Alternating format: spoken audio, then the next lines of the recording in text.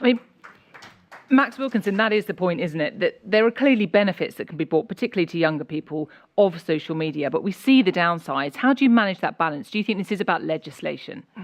Yeah, I think it has to be. At the moment, the regulations are far behind the reality and the technology, and anyone who comes into contact with children, whether it's in a school or whether you've got your own children or grandchildren, you'll see it, right? And Barnardo's, when they gave evidence to the Select Committee in Parliament, they were reporting that the average teenager is spending up to 5 hours a day on social media. I mean, what a waste of time. Yeah. What a waste of time. I see this from that perspective.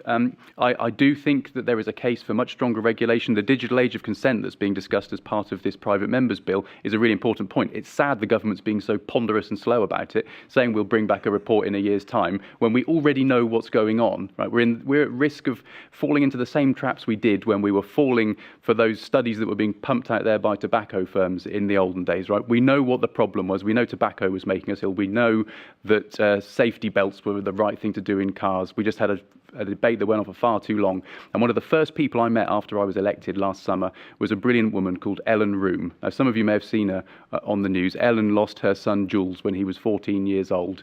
Now, the suspicion is that he was taking part in one of those dangerous online trends.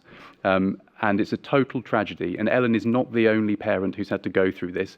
And it's not just the fact that it's a tragedy and she's lost her child. She's had to battle regulations that are well out of date because they lag behind the reality of what's going on with technology. And she's had to battle the social media companies just to get access to the data of her son's social media accounts. Now, in the olden days, of course, before social media, if you were a parent and you were trying to work out what had gone wrong with your child who had accidentally maybe taken their life as part of a dangerous game, you would walk into their bedroom and you could find clues. You could go through diaries. These days, that equivalent is on this phone I'm holding in my hand.